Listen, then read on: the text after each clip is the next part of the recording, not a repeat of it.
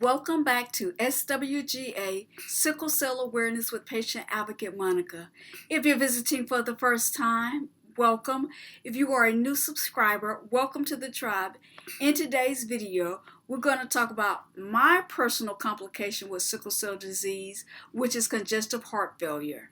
In today's video, I'm going to tell you what the symptoms are, what I think caused my congestive heart failure, and what tests are needed to know whether you have congestive heart failure or not. Let's get into the video. I'm going to talk about my top 5 symptoms with congestive heart failure. The first one and the most obvious one is breathlessness, shortness of breath. I'm always having shortness of breath. It's hard to breathe, whether I'm laying down or whether I'm sitting up. It's even worse when I lay down. So shortness of breath is definitely a symptom of congestive heart failure. Swelling, also known as edema. Edema means you have swelling in your face, because I've had swelling in my face. Sometimes it's not swole right now because I've taken my medicine. Swelling in the legs, and that's the one that I experience a lot. My legs will swell up in a minute. And one of the things that I hate doing is taking a long trip or taking a trip in a camped up car, a small car, or traveling for an extended period of time, and I'm uncomfortable because my legs will swell in a minute. So swelling of the legs, the ankles, the thighs. And I remember one time my thighs were so swole I couldn't even put on my pants, so I ended up putting on a dress. Actually, that's why I wear dresses a lot. You'll find me put on a dress in a minute. I'll put on a dress quicker than I will a pair of pants. Another thing with congestive heart failure, and one of my most challenging things and most challenging symptoms, is fluid retention.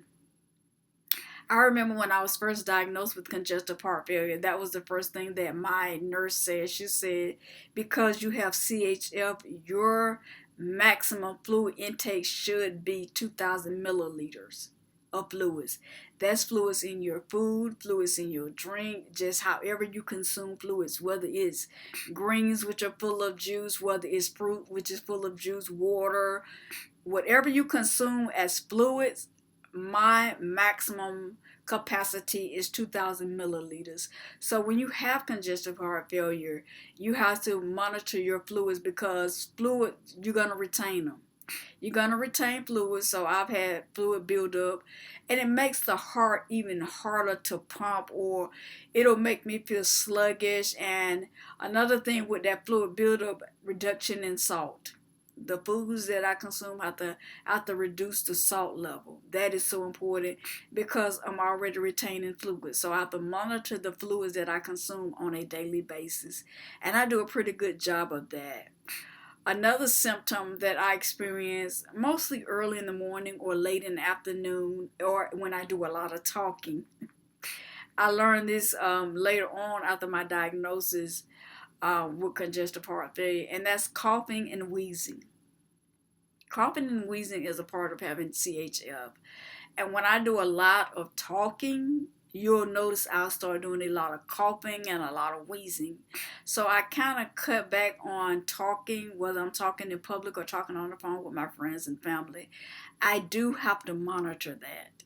I do have to monitor how much talking I'm doing. And a lot of people know I am a big talker. But sometimes I have my moments where I won't do any talking, and I'm glad I have friends that know how to have a conversation with me, family members that know how to have a conversation with me, because sometimes they have to do more of the talking than I do, and they're like, well, what's going on? I'm like, I'm extremely fatigued, which is another symptom of having CHF, extreme fatigueness.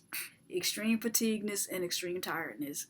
So when I do a lot of talking, that does take a lot out of me.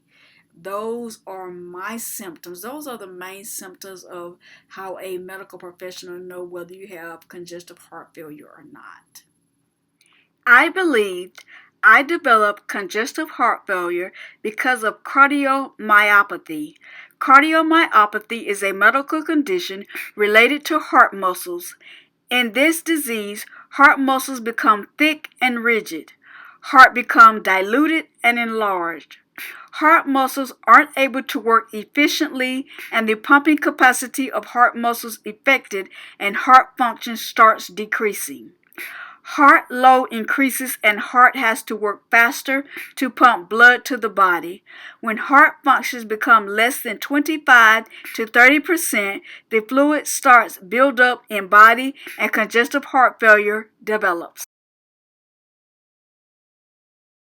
The first test is an electrocardiogram, a medical test that detects cardiac abnormalities by measuring the electrical activities generated by the heart as it contracts. The machine that records the patient's ECG is called an electrocardiogram. The next test I get done every January, and it's called the Echocardiogram. In the description, I will include my video from my personal echocardiogram.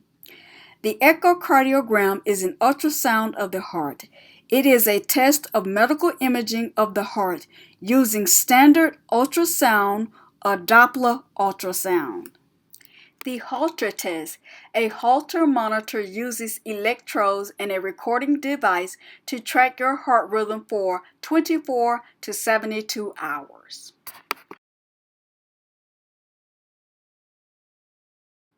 The last thing that I'm going to talk about are cardiomarkers. Cardiomarkers are biomarkers used to measure and to evaluate the heart's function. If you have not already subscribed, make sure you subscribe and hit the notification bell for weekly uploads. This concludes this video. Until next time, stay hydrated and stay well. Goodbye.